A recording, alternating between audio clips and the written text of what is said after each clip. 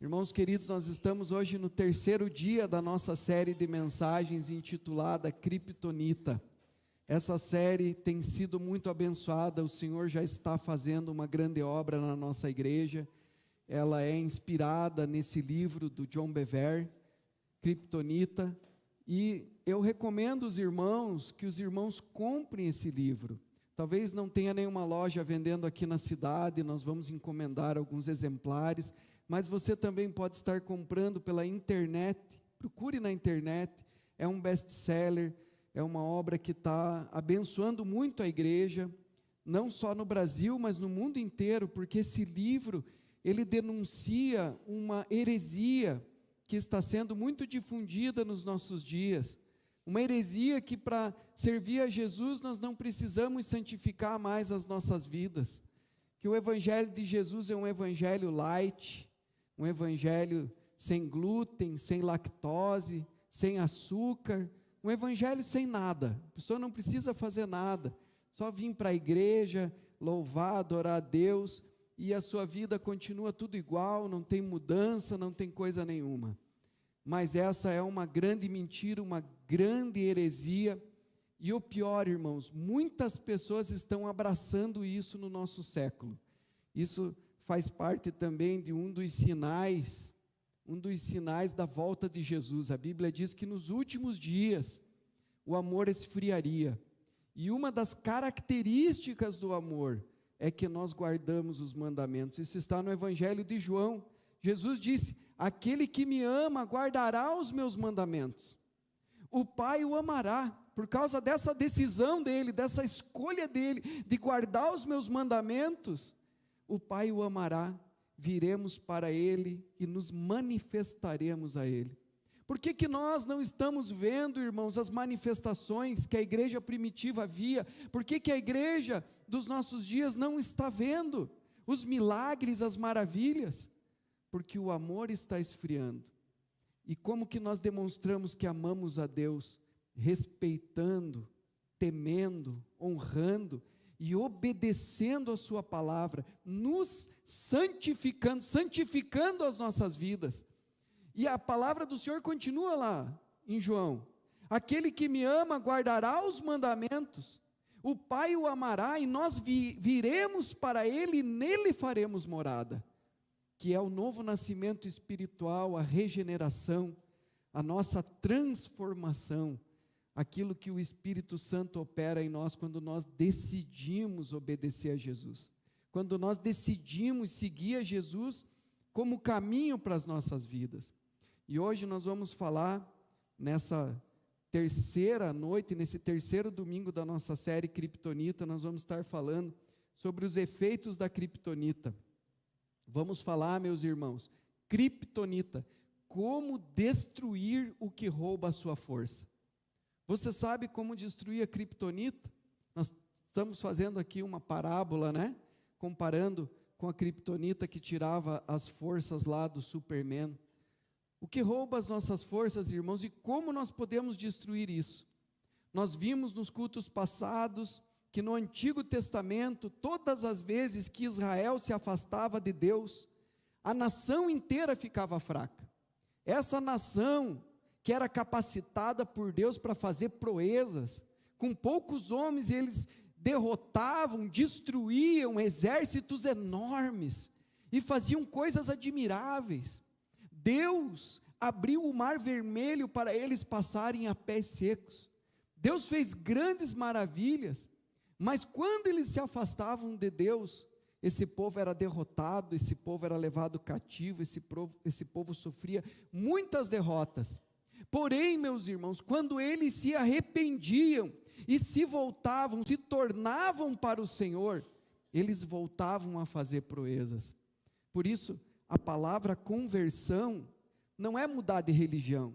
A palavra conversão é quando uma pessoa está indo para um lado na sua vida, para um caminho, e ela decide convergir, e ela se volta para Deus.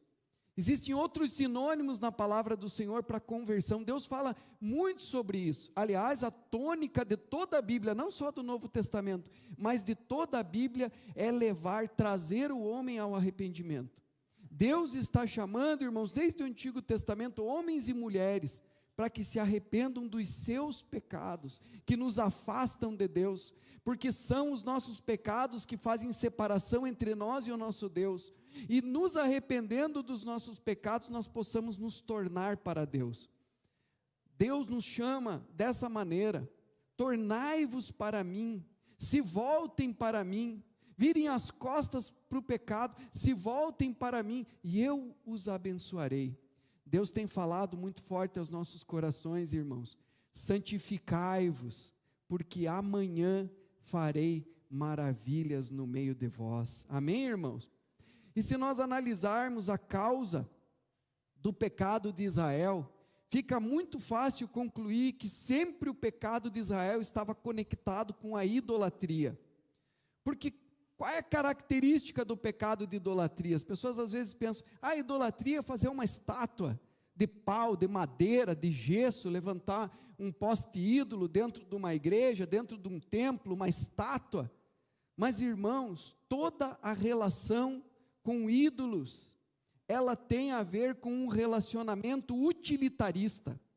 Alguém chegava para Israel e dizia assim: olha, esse Deus aqui pode trazer para vocês prosperidade, esse Deus aqui pode trazer para vocês fertilidade, abundância, vai abençoar a agricultura, vai abençoar vocês, esse Deus aqui pode trazer uma bênção na área sexual, vocês vão se satisfazer sexualmente, e assim, porque aquilo tinha um interesse, e podia trazer algo que os beneficiava, eles então se entregavam à idolatria. Eles então, não, então eu quero. Então se vai me beneficiar, eu vou fazer aqui uma oferenda, eu vou acender aqui uma vela, e isso é idolatria, irmãos. Porque na realidade a idolatria está no coração dos homens. Há uma idolatria também na igreja nos dias de hoje. Porque a palavra do Senhor diz que aqueles que quiserem ser amigos do mundo, constituem-se inimigos de Deus. Está escrito, meus irmãos, nós não podemos nos enganar. Se vocês quiserem ser amigos do mundo, vocês se tornam automaticamente inimigos de Deus. É uma rebelião, é uma arrogância, porque a idolatria nos nossos corações é movida por uma cobiça, pelo desejo de ter o que dá prazer, satisfação, status, o desejo por aceitação, por riqueza, por lucro, por fama, por reputação, poder, sexo, luxúria, essas coisas impuras, e muitas outras coisas. Tudo isso por uma postura de autolatria.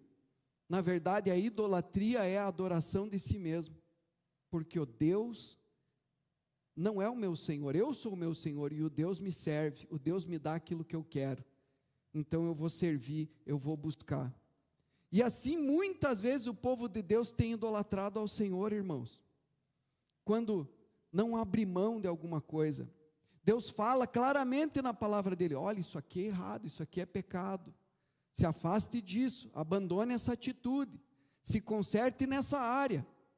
Mas a pessoa diz: não, isso eu não largo, disso eu não abro mão, porque eu quero muito, eu não abro mão, é bom para mim, e se é bom para mim, não faz mal. E por que isso é idolatria, irmãos? Porque nós elevamos a nossa vontade em detrimento da vontade de Deus. Ao invés de nós nos submetermos à vontade de Deus e fazermos a vontade de Deus, nós desejamos antes fazermos a nossa vontade. E a palavra do Senhor fala sobre isso, os efeitos da criptonita. No Salmo 16, versículo 4, diz assim: grande será o sofrimento dos que correm atrás de outros deuses. Eles caem em sofrimento. Por quê, irmãos? Porque eles elevam os seus desejos acima da vontade de Deus. E eles idolatram a si próprios. A realização dos seus desejos é mais importante do que fazer a vontade de Deus. Por exemplo, a pessoa vai na igreja, e ela reza, ela faz uma reza, ela não ora, porque orar é conversar com Deus, é se relacionar com Deus, mas ela faz uma reza: Pai nosso que estais nos céus, venha o teu reino, seja feita a tua vontade, assim na terra como nos céus. Ela reza, mas ela sai da presença de Deus, e aí, ao invés de ela fazer a vontade de Deus, ela faz a vontade dela, e ela busca os seus interesses, os seus prazeres, mesmo sabendo que aquilo é pecado. Eu quero dar alguns exemplos para os irmãos. Por exemplo, Adão e Eva, já no início, irmãos, ali já se levantou a idolatria. O que aconteceu com Adão e Eva?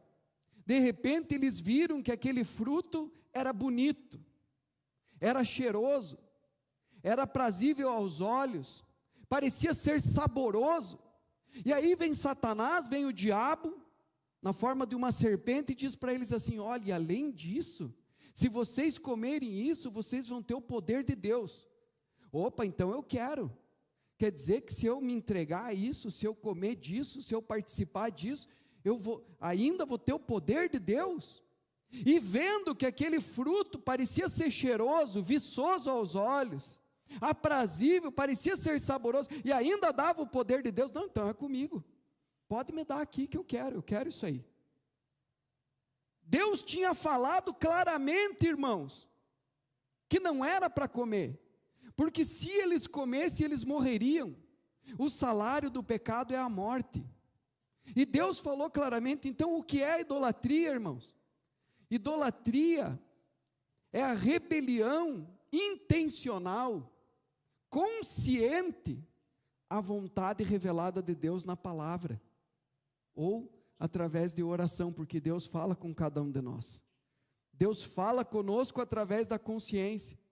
E eles pecaram como, irmãos? Eles pecaram sabendo que estavam fazendo coisa errada, pecaram sabendo que estavam errando.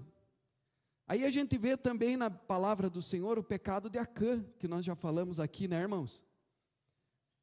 Deus deu algumas instruções para Israel quando eles foram conquistar a terra prometida, que eles estavam vindo do deserto, estavam entrando na terra prometida, passaram agora o Jordão a pés secos, e Deus instruiu a eles: olha, essa cidade é a primeira cidade que vocês vão conquistar.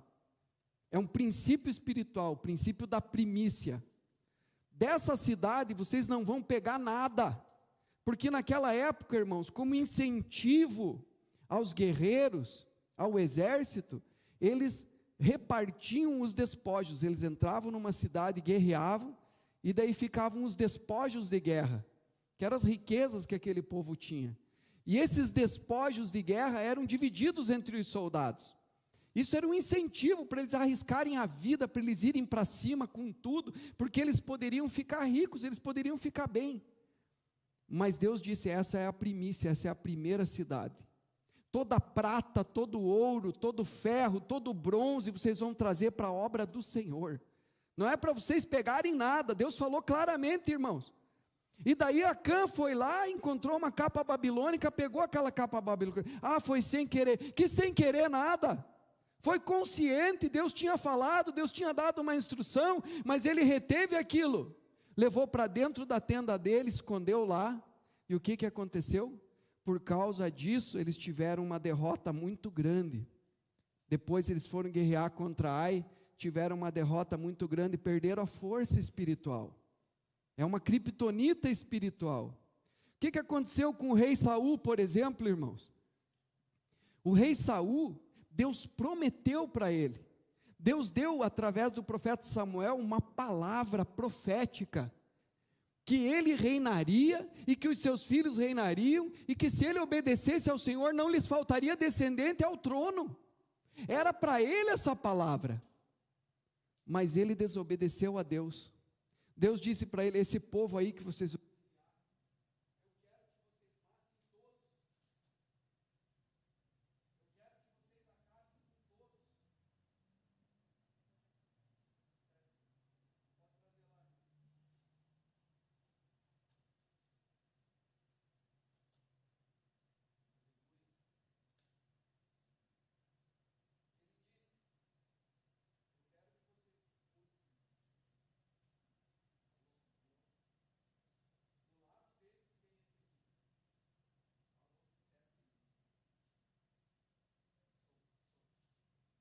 som.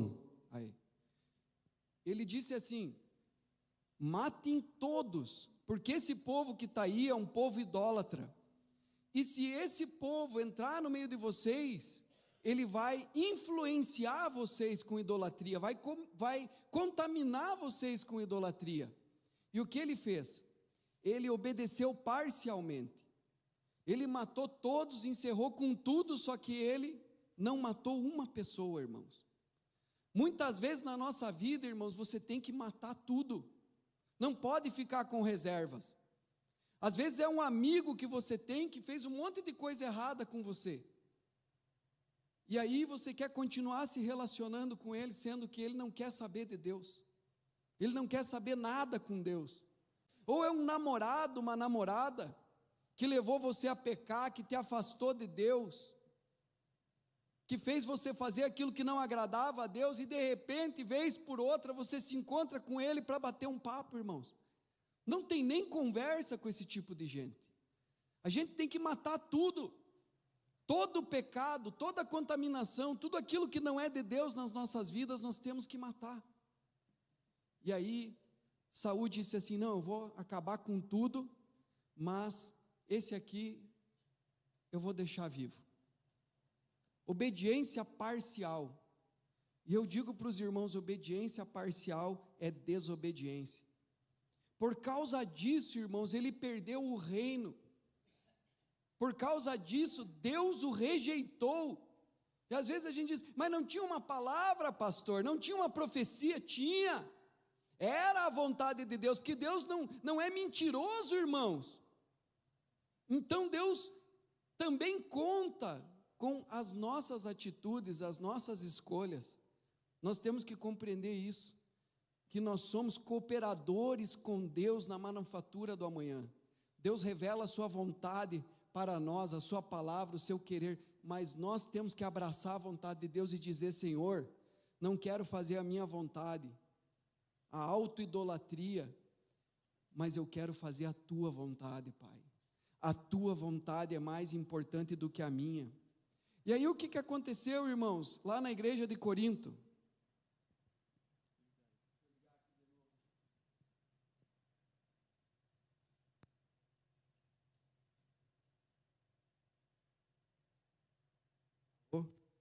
Benção. O que aconteceu na igreja de Corinto que a gente estudou, irmãos? O que tinha na igreja de Corinto? A Bíblia diz que tinha pecado sexual, tinha incesto, tinha uma fofocaiada, tinha partidarismo, os irmãos fazendo partidarismo: eu sou desse líder, eu sou daquele líder. Tinha irmão levando irmão na justiça um contra o outro. E eles estavam cheios de pecado, embora eles tivessem muitos dons espirituais, cantavam, adoravam a Deus, louvavam a Deus. No entanto, as vidas deles não estavam em conformidade com o que Deus queria. Tinha rancor, tinha mágoa, falta de perdão, carnalidade, irmãos. Ao ponto de o apóstolo Paulo dizer para eles assim: é por causa disso que há entre vocês muitos fracos, gente que está fraca, gente que está doente, e muitos morreram por causa dos pecados deles. Isso aí está no Novo Testamento, irmãos. Então, observe, meus irmãos, que tudo é uma questão de escolha. A gente falou de Adão e Eva, de Acã, de Saul, da igreja em Corinto. Gênesis capítulo 4, versículo 7 diz assim, o pecado o ameaça à porta, ele deseja conquistá-lo, mas você deve dominá-lo. Quem tem que dominar o pecado é você, irmão. A responsabilidade não é de Deus.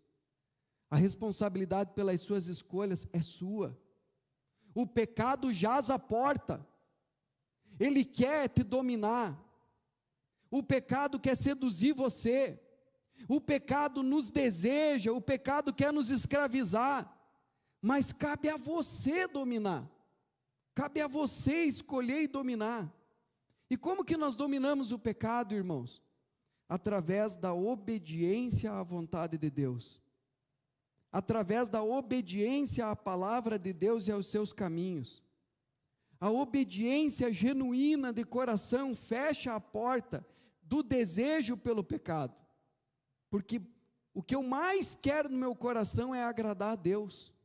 Mais do que fazer a minha vontade, mais do que agradar a mim mesmo. E aí vem a pergunta, irmãos. Será que alguém consegue obedecer a Deus e não ser dominado pelo pecado? E é aí que entra a graça de Deus. A verdadeira graça de Deus.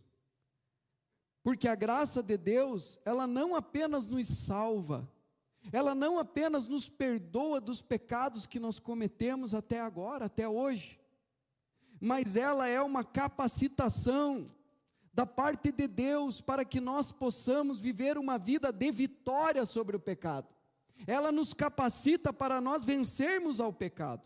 Hebreus, capítulo 12, versículo 28, diz assim: por isso, recebendo nós um reino inabalável, retenhamos a graça pela qual sirvamos a Deus de modo agradável, com reverência e santo temor. É exatamente isso. O reino que nós recebemos é um reino inabalável. Venha o teu reino, Senhor. Seja o meu Senhor, seja o meu Deus. Se você obedece a Deus, irmão, você está dizendo para Ele: você é o meu Senhor, o meu Deus, porque eu quero te obedecer, quero fazer a tua vontade e não a minha. Não sou eu o Deus, é o Senhor que é o meu Deus. Seja feita a tua vontade. Aí sim, aí você pode ir orar a Deus e Deus vai ouvir a tua oração. Porque quando você diz: ó Senhor, meu Deus e meu Pai, ouça a minha oração, Deus ouve porque Ele é o teu Deus. Mas se você reza, irmão, venha o teu reino, seja feita a tua vontade, e você sai e vive do teu jeito, Ele não é o teu Deus, nem o teu Senhor, porque o teu Deus e o teu Senhor é você mesmo. Você é o ídolo da sua vida. A sua vontade é que está sendo feita. E aí quando você vai orar: ó Senhor, meu Deus e meu Pai, ouça a minha oração. Não, eu não te conheço, eu não sou o teu Deus, porque você não me obedece. É por isso, irmãos, que muitas vezes a oração das pessoas não é ouvida. E as pessoas reclamam: mas o que acontece? Que a gente está sem força, a gente ora, a gente não tem experiência, nada acontece na nossa vida. Está aqui, irmãos. Por isso, recebendo nós um reino inabalável, retenhamos a graça. Nós temos que reter essa graça, esse poder que vem de Deus. Para quê, irmãos? Para continuar no pecado? Não. Pela qual sirvamos a Deus de modo agradável. É para servir a Deus de modo agradável, com reverência e santo temor. É essa graça de Deus, irmãos, que nós buscamos. Vejam só, irmãos, a graça nos capacita a obedecer a Deus e a viver do modo que o agrada. O que é impossível pela força humana, é possível pela graça de Deus. É uma capacitação que nós precisamos buscar da parte de Deus, um fortalecimento espiritual para vencermos nesse mundo. Essa é a graça. John MacArthur escreve em seu livro O Evangelho segundo Jesus, ele escreve assim: a graça não nos concede permissão para vivermos na carne, ela nos supre com poder para vivermos no Espírito. Ou seja, irmãos, a graça não é uma permissão para você pecar. A graça de Deus é uma capacitação para você cumprir o propósito dele na sua vida, para você vencer o pecado. Por quê, irmãos? Porque a graça é concedida mediante o arrependimento. A Bíblia diz que a graça é derramada sobre os penitentes, aqueles que se arrependem. O arrependimento não é opcional. O arrependimento é algo que todos nós devemos exercitar e fazer se quisermos receber a graça de Deus. Porque se nós não nos arrependermos dos nossos pecados, Deus não nos perdoa, irmãos. Se, por exemplo, você não se arrepender de acolher rancor no teu coração, Deus não te perdoa, porque é pecado. Porque Ele demonstrou uma graça tão imensa, tão grande por nós na cruz do Calvário. E aí, não, mas eu não perdoo. Por quê, irmão? Porque você é um idólatra. Porque você se acha muito importante, muito bonzão. que você não perdoa o próximo que te ofendeu, mas saiba que Jesus nos ensinou a orar dessa maneira: Pai, perdoe aqueles que nos têm ofendido, assim como nós perdoamos aqueles que nos ofenderam. Por quê, irmãos? Porque você escolhe se você quer reter a graça de Deus, desfrutar da graça, do perdão de Deus, ou se você quer ser julgado por essa tua lei aí. De quem que é a lei? A lei é de Deus ou é minha? Sou eu que faço a lei ou é Deus que faz a lei? Então, quando você vira o legislador e você diz assim: não, eu não vou perdoar. A continuação do texto, quando Jesus ensina a oração dominical, a oração do Pai Nosso, diz assim: porque se vocês não perdoarem o próximo as ofensas que eles cometeram contra vocês, meu Pai que está nos céus não perdoará as vossas. E sem o perdão de Deus, irmãos, nós não temos salvação. Os irmãos estão entendendo, irmãos? Agora, é muito importante a gente compreender isso, porque muitas pessoas acham que a lei de Deus é repressão. A lei de Deus é repressão. A lei de Deus é constrangimento. E muitas pessoas não têm prazer nenhum em conhecer e praticar a palavra de Deus, porque acham que há uma repreensão, porque acham que é repressiva, constrangedora. E muitos dizem assim: ah, não, o evangelho não dá, porque tudo não pode. Não pode isso, não pode aquilo, não pode nem tomar umas cachaça com os amigos, não pode ver pornografia, não pode ir fumar maconha na boca de fumo, não pode ir na boate lá, ficar a noite inteira lá com a carteira cheia de camisinha, para achar alguém para passar a noite. Ah, não dá, é muito não pode isso, não pode aquilo, não tem jeito. Misericórdia, irmãos. Davi pensava diferente. Davi pensava assim, Salmo 40, versículo 8. Tenho grande alegria em fazer a tua vontade, ó meu Deus. A tua lei está no fundo do meu coração. Sabe por quê, irmãos? Muitas vezes a gente não tem alegria em fazer a vontade do Senhor.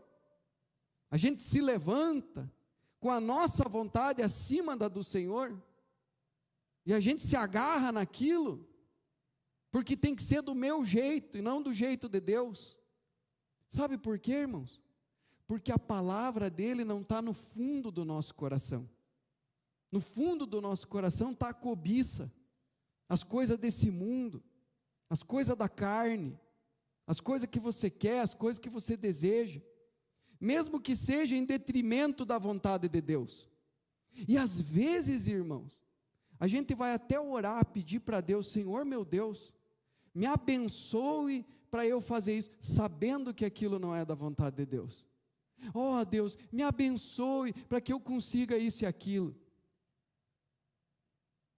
E aí, irmãos, a gente tem o exemplo de Balaão na palavra do Senhor. Os irmãos lembram do profeta Balaão? Era um profeta que era para ser um homem de Deus. Deus falava com ele, para ele obedecer a palavra do Senhor. Só que o rei Balaque vem a ele com uma comitiva e traz um dinheiro para ele, um tesouro para ele. E diz assim: olha, nós estamos aqui, e isso é chamado de o prêmio de Balaão. O prêmio de Balaão. Cuidado, irmão, para você não cair no prêmio de Balaão. Ó, todo esse dinheiro aqui, e nós queremos que você amaldiçoe o povo de Israel. E sabe o que ele fez, irmãos? Ele foi orar a Deus para ver se era da vontade de Deus, se ele podia ir. Irmãos, tem muita coisa que você não precisa orar para saber se é da vontade de Deus ou não. Ah, pastor, eu acho que eu vou sair da igreja. Ah, pastor, eu vou namorar com esse rapaz aí, que é uma pessoa que nem serve a Deus, ímpio, mentiroso. adúltero. Não, mas ele vai mudar. Já está escrito na Bíblia, irmãos. Não vos prendais a um jugo desigual com os incrédulos. Não, mas já namorou, já brigou 18 vezes. Os pais não gostam daquela criatura porque é um mal educado, um ímpio. Mas, Senhor, será que é da tua vontade eu casar? É óbvio, irmãos, que não. Tem muita coisa que a gente já sabe a resposta, que Deus já revelou claramente na palavra. Tudo que está já revelado na palavra, a gente não precisa ir orar. É jogar fora a oração, é perder tempo. E aí, o rei trouxe mais tesouro para ele, veio uma outra comitiva com mais dinheiro ainda. E ele olhou aquilo tudo, meu Deus, mas é muito dinheiro, é muito tesouro. E ele se vendeu. E ele foi orar de novo, porque ele tinha uma consciência. E ele foi orar de novo, Senhor, o Senhor permite que eu desça até naquela cidade para amaldiçoar o povo de Deus? E sabe o que Deus diz para ele? Vá, Balaão. Porque muitas vezes, irmãos, quando a gente insiste no erro, a nossa mente fica cauterizada, e Deus diz vá. E essa é a pior coisa que pode nos acontecer. A melhor coisa que pode nos acontecer, C.S. Lewis disse isso, é quando o crente ora e diz assim, Senhor, seja feita a tua vontade e não a minha, me mostre claramente o teu propósito, a tua vontade para a minha vida, para que eu ande nela. Essa é a maior bênção que pode acontecer na vida de uma pessoa. Mas a maior maldição que pode acontecer na vida de uma pessoa, irmãos, é quando Deus diz assim, então, já que você está insistindo nisso, seja feita a tua vontade e não a minha. E Deus diz para ele, vá. Só que Deus não vai deixar, irmãos, ele amaldiçoar o povo de Deus. Pelo contrário, Deus prepara para matar ele no caminho. E aí ele pega uma mula e vai descendo lá para a cidade, lá para Moabe. Vá para Moabe, Balaão. Vá seguir o teu caminho, então, já que é isso que você quer, vá. Porque Deus cansa, irmãos. Às vezes Deus fala com você 1, 2, 3, e você fica insistindo. Deus fala 20 vezes. Chega uma hora que Ele diz assim, não, então vá, faça a tua vontade. Por quê, irmãos? Porque Deus não vai perder tempo com você, tentando convencer você daquilo que você já sabe que é errado, que é um ídolo, uma idolatria que está no teu coração. E ele vai, e de repente a mula vê um anjo, e a mula para, a mula volta para trás, e sabe o que ele faz? Ele bate na mula, aí a mula anda mais um pouco, e ela vê o anjo do outro lado da estrada, ela para de novo, e ele bate na mula. E muitas vezes, irmãos, quando a gente está obstinado numa idolatria, a gente bate também nas pessoas que estão nos servindo, nas pessoas que estão nos ajudando de alguma maneira na vida. Porque a gente quer alcançar aquilo, a gente fica frustrado, fica birrentinho, fica brabinho, e a gente começa a bater nas pessoas. E sabe o que acontece, irmãos? Deus abre a boca da mula, e a mula vira para ele e diz assim, ô Balaão, que é isso? Você está me batendo, não está vendo o anjo ali? Miserável. E às vezes, irmãos, é isso que acontece. Deus nos repreende, Deus usa uma mula às vezes para falar conosco. Quantas vezes o crente está lá no pecado, ué, você bebendo aqui conosco, mas você não é da igreja? Ué, mas você não é crente, como que você está fazendo isso? E a pessoa é repreendida, às vezes Deus fala através do ímpio, irmãos.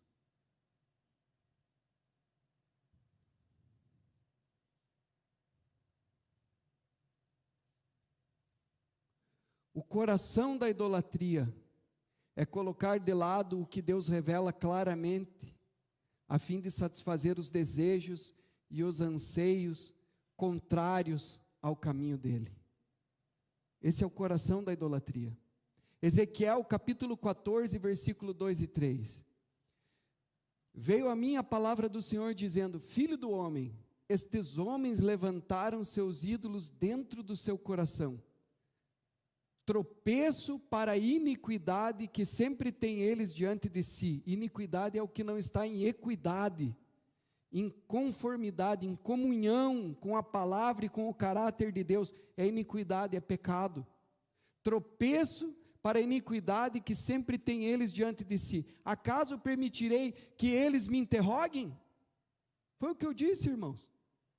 A pessoa vai orar a Deus, vai interrogar a Deus, vai perguntar para Deus, vai pedir sabedoria para Deus. Deus não ouve. A palavra do Senhor diz lá em Isaías: quando vocês se reúnem em oração, não as ouço.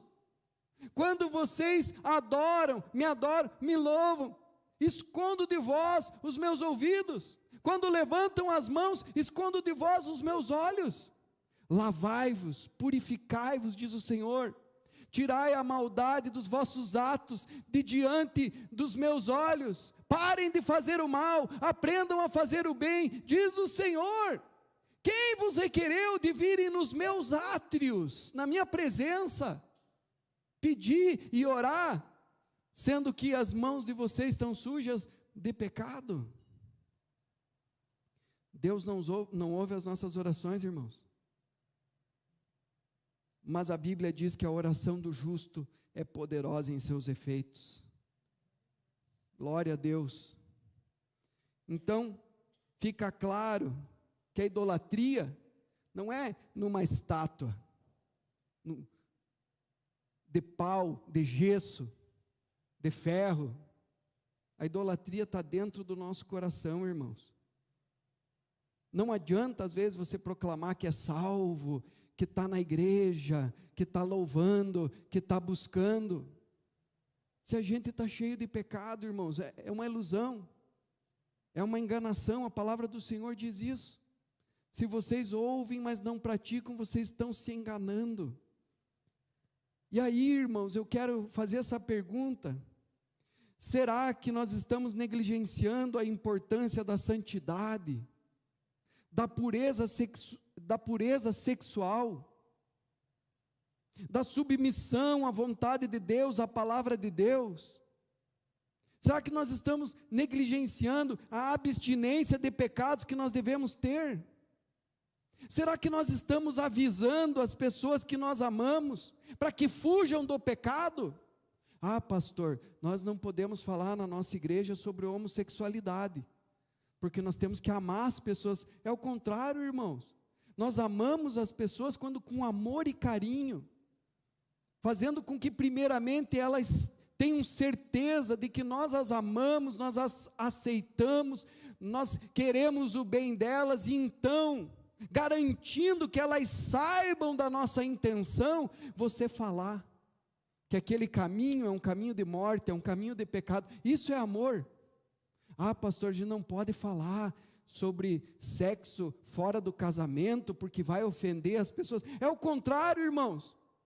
Se nós falarmos, nós estamos amando as pessoas e aproximando as pessoas da presença de Deus, do amor de Deus nas suas vidas.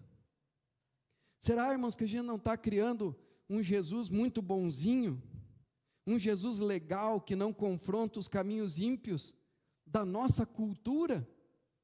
Porque isso é muito importante para o propósito que Deus nos deu, que é semear a cultura do reino dos céus. Quem que vai entrar no reino dos céus, irmãos? Será que a gente não está pegando aquela palavra bíblica que diz que a porta é estreita e que o caminho é apertado, e nós estamos querendo pavimentar e fazer uma via de mão dupla, larga, para equalizar, agradar as pessoas, ficar palatável para o mundo, para que todo mundo venha e ninguém se escandalize com a mensagem, ninguém saia da igreja, porque é mais fácil, está tranquilo, está fácil seguir Jesus aqui, porque a gente está falando só daquela parte das promessas, né, irmãos? Que Jesus abençoa, que Jesus limpa você, que Jesus vai deixar você uma pessoa cheirosa, abençoada, vencedora, conquistadora, guerreira, cheia de alegria, cheia de poder. Isso é verdade, mas é uma parte do evangelho só. E a outra parte, irmãos? A parte da santificação. Não, isso não precisa, porque agora Tem uma teoria aí, né, que a gente está na dispensação da graça.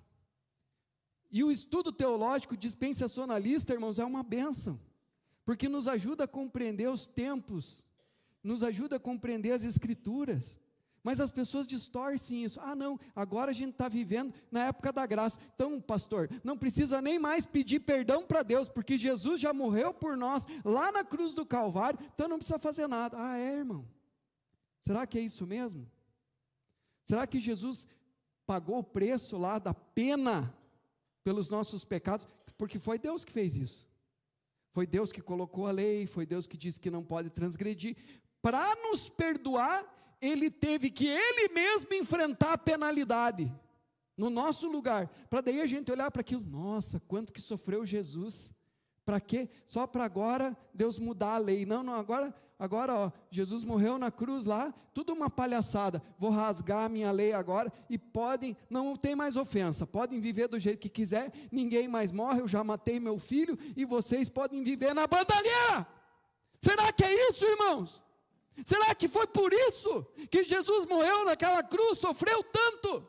Não, é para nós olharmos para a cruz e dizermos, ai, ai, ai, Senhor, se esse é o salário do pecado, eu me arrependo, não quero mais isso na minha vida.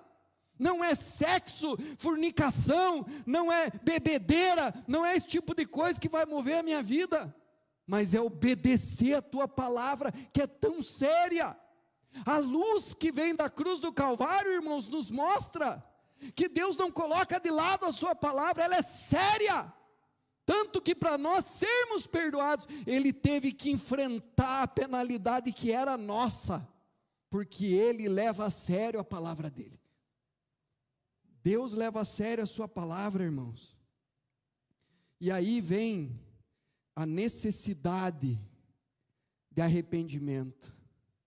Atos 20, 21, diz assim, o apóstolo Paulo falando aqui, irmãos, Novo Testamento, vocês sabem que não deixei de pregar-lhes nada que fosse proveitoso, mas ensinei-lhes tudo publicamente de casa em casa, testifiquei tanto a judeus como a gregos que eles precisam converter-se a Deus com arrependimento e fé em nosso Senhor Jesus. Não é mudar de igreja, mudar de religião, é se converter a Deus, largar a mão do pecado, irmão, largar a mão da idolatria.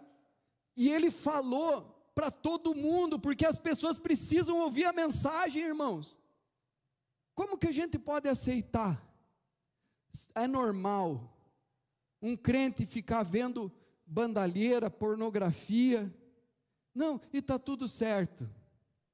Como que a gente pode aceitar, irmãos, as pessoas passando 1, 2 semanas e não convidar ninguém para vir na igreja?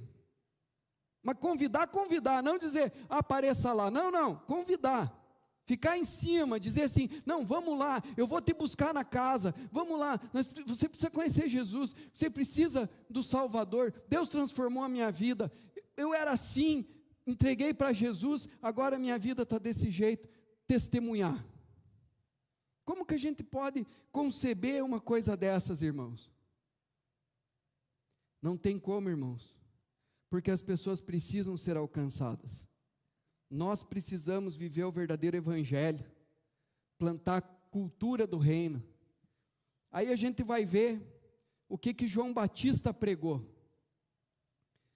Diz a palavra do Senhor, Mateus capítulo 3, versículo 2.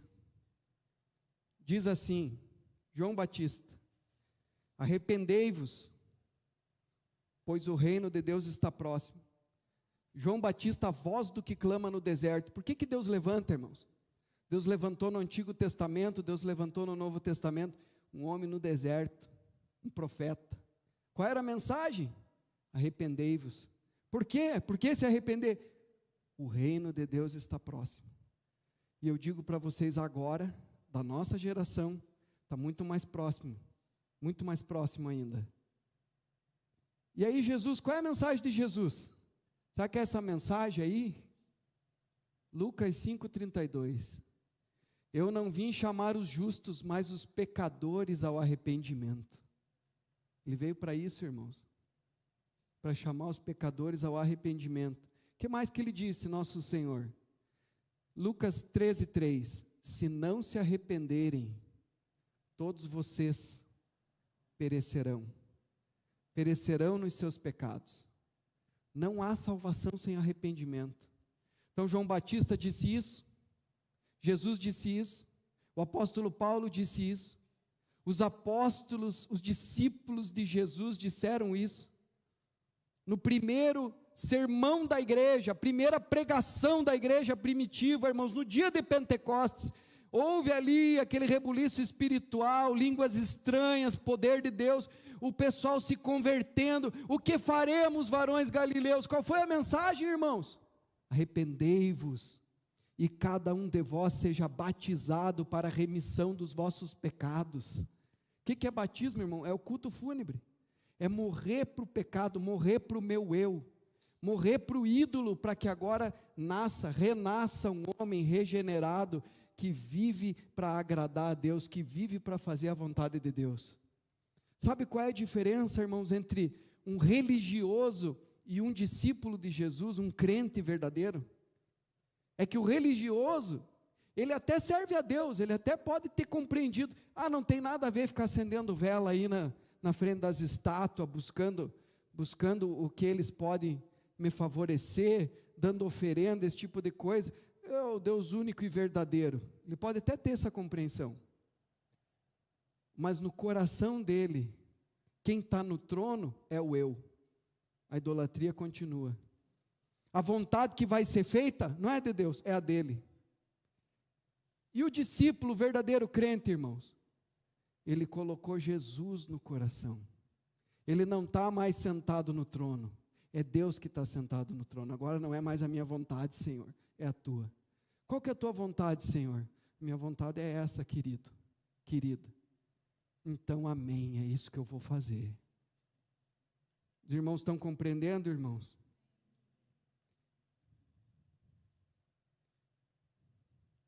Não há salvação sem arrependimento. Ninguém pode se casar com Jesus enquanto ainda não estiver em um relacionamento, enquanto ainda estiver com um relacionamento com o mundo. É que nem aquela história que a gente viu aqui na semana passada, do Justin e da, como era o nome? Ângela. Os irmãos lembram? Ela foi jantar com o marido, e de repente ela tinha convidado 3 outros namorados dela, que ainda eram namorados, porque ela ainda estava se relacionando com eles, e ela convidou para o jantar romântico ali, chegou aqueles outros 3 caras ali, e aí o Justin questionou, não, mas o que é isso? Não, mas o que tem? Você é o número 1, eu amo você acima de todos os outros, mas eu ainda tenho esse aqui, eu ainda tenho aquele outro. Ela não entendeu que no momento em que ela atravessou aquele tapete vermelho, que é uma marca, uma figura do sangue do Cordeiro que é derramado na cruz do Calvário, para ir em direção àquele noivo, irmãos, ela não entendeu que ela tinha que deixar para trás todos os seus relacionamentos antigos, nosso relacionamento com o pecado, com a nossa vida passada, tem que ficar tudo para trás, porque Jesus não é o número 1 da nossa vida. Você é o número 1, Senhor. Não, Ele tem que ser o único. Esse é o poder do 1, irmãos. Ele é o cabeça e nós somos um com Cristo. O que Ele pensa é o que nós pensamos, é a mente de Cristo que está em nós. A vontade dEle passa a ser a nossa vontade. O propósito dEle para nós, o direcionamento dEle para nós, passa a ser aquilo que é uma regra, uma lei para as nossas vidas. Romanos capítulo 12, versículo 1 e 2 diz isso. Apresentai-vos a Deus em culto racional, inteligente, e se transformem pela renovação da mente de vocês, porque esse é o verdadeiro culto. Apresentem o corpo de vocês, essa carne de vocês, como um sacrifício vivo, santo e agradável a Deus. para que vocês experimentem qual seja a boa, perfeita e agradável vontade de Deus. É isso que Deus quer, meus irmãos. Glória a Deus. Arrependimento é metanoia. O que é metanoia, irmãos? Metanoia é mudança de mente. Mudança de mente. Mudança na personalidade inteira de um comportamento pecaminoso para Deus. Essa é a tradução de metanoia pela enciclopédia Baker. É mudança do comportamento inteiro. Algumas pessoas dizem assim, não, eu vou mudar, mas o meu temperamento não. Ah, tá, você muda e deixa as suas emoções fora. Não, irmãos, é mudar tudo. Mudar tudo. Nós temos que ser dominados pelo Espírito Santo nas nossas vidas. Não pode ter lugar na vida do crente para a criptonita, para aquilo que rompe a nossa comunhão com o Senhor, porque são os nossos pecados que fazem separação entre nós e o nosso Deus. Então, irmãos, o arrependimento é obrigatório para nós nos tornarmos um filho de Deus. Ah, mas o que Jesus veio fazer no mundo, pastor? Veio perdoar. Não, irmãos. Ele perdoou os nossos pecados e nos deu uma segunda chance se nós nos arrependermos. Mas Ele é o Cordeiro de Deus que tira o pecado do mundo. A luz veio ao mundo e Ele é o caminho, a verdade e a vida. Então, se eu quiser ser também um filho de Deus, tem um caminho. O caminho para a casa do Pai. O caminho para onde eu vou, vocês já conhecem. Na casa de meu Pai tem muitos aposentos, muitas moradas. Vocês querem ser filhos de Deus? Eu sou o caminho. Se arrependam do estilo de vida de vocês e vivam em conformidade com Cristo. Estejam em Cristo. Porque se você se arrepender e se você vir para Cristo, irmãos, Cristo leva para a casa do Pai. Aí sim você está predestinado. Mas se em algum momento da tua vida você resolver, não, vou sair do caminho, pronto, acabou. Enquanto a vida, a esperança de salvação, irmãos, mas Jesus é o único caminho. Eu sou o caminho, a verdade e a vida. Ele é a própria palavra de Deus que se fez carne, que veio habitar entre nós. Então não adianta, irmãos, você ficar ali flertando com o pecado, flertando com o mundo. Esse é o problema da gente, a gente às vezes negocia com o pecado. E como que a gente evita, irmãos? Como que a gente vence o pecado? A gente vence o pecado vencendo já a possibilidade de pecar, se desviando completamente. Mas a pessoa fica flertando, ela vai na internet, ela fica lá, zapeando. No fundo, consciente ou inconscientemente, ela quer encontrar uma imagem, ela quer se deparar. Ela fica flertando, fica olhando, fica sorrindo, até que ela cai em adultério. Ah, não, eu estava lá e de repente, do nada, aconteceu e eu pequei. Não, irmãos, ninguém peca assim. É consciente. É gradual, a pessoa sabe o que está fazendo.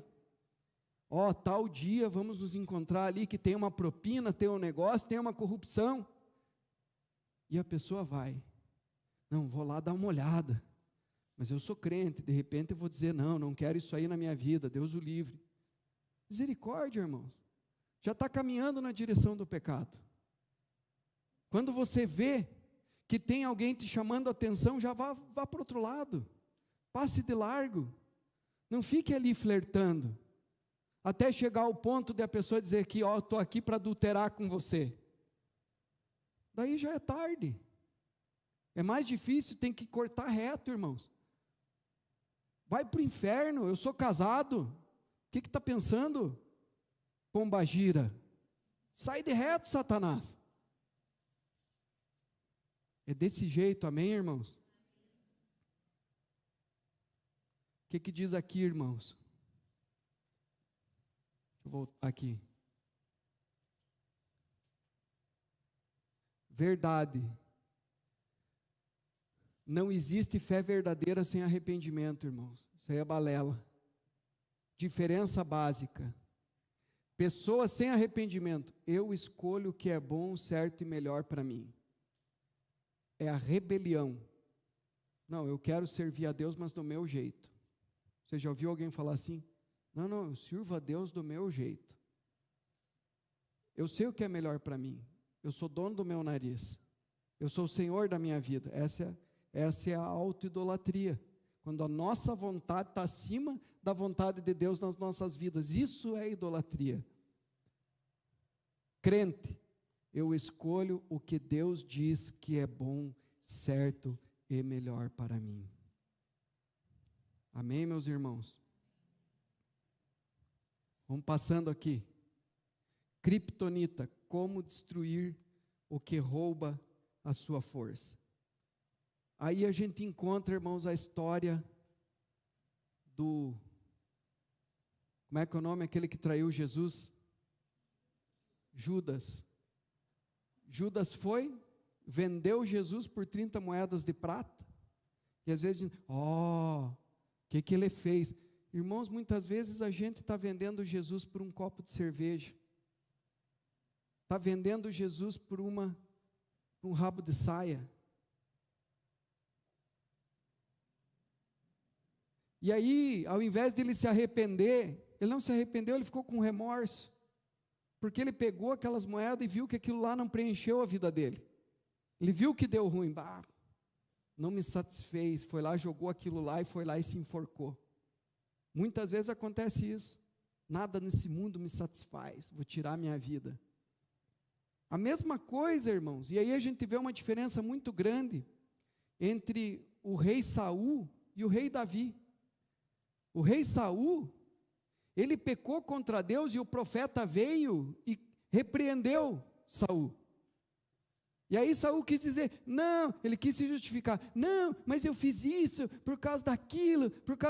Aí ele disse, não tem justificativa, você tinha um direcionamento claro da palavra de Deus para a tua vida, e você fez e fez conscientemente, Saul, você pecou contra Deus. E ele se arrependeu, irmãos? Ele não se arrependeu. Aí ele reconheceu, não, é verdade, eu pequei contra o Senhor. Mas por que ele teve esse aparente arrependimento, que na verdade era um remorso? Porque no fundo ele ainda estava buscando a autoidolatria. Sabe o que ele diz para o profeta daí?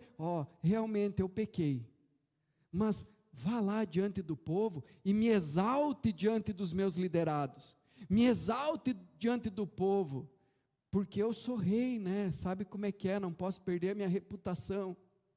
Os irmãos estão entendendo, irmãos? Se arrependeu porque deu ruim o negócio. Será que é de Deus eu fazer negócio com essa pessoa aí?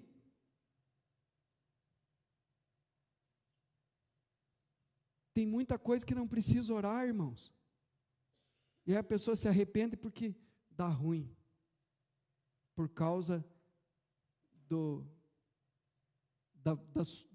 seu prestígio, daquilo que os outros vão dizer, daquilo que os outros vão falar. Aí parece que ele se arrependeu, mas não muda de vida, não tem uma mudança no coração. O pecado de Davi foi muito pior, irmãos. Mas quando o profeta Natan chega para ele e diz assim, você foi um canalha, Davi. Você adulterou com a mulher lá e você ainda mandou o cara para frente de batalha, para ser morto lá na guerra.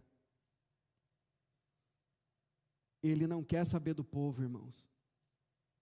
Ele se arrepende porque ele quer saber de Deus. Ele quer se restaurar com Deus. Essa é a diferença. Ele não está nem aí para reputação nem nada, mas ele quer se consertar diante de Deus. Senhor, eu quero te agradar, me perdoe, Pai. E a preocupação dele, meu Deus, me perdoe. Enquanto eu calei o meu pecado, envelheceram os meus ossos, entrou uma tristeza no meu íntimo. Mas quando eu confessei o meu pecado, o Senhor me renovou. Não retires de mim, Senhor, o teu Santo Espírito. Tenhas misericórdia de mim. E aí ele mesmo diz, irmãos, porque ele recebe a graça de Deus, porque Deus não muda. Deus é o mesmo ontem, hoje e eternamente.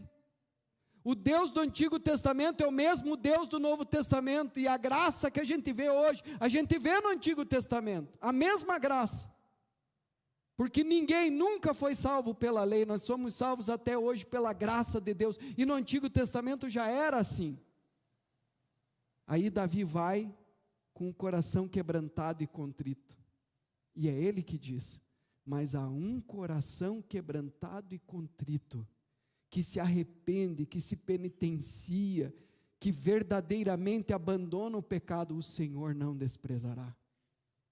O Senhor tem misericórdia, irmãos, porque Ele conhece o coração de cada um de nós. Ele vê a verdadeira conversão e o arrependimento. Vamos nos pôr em pé, irmãos, na presença de Deus.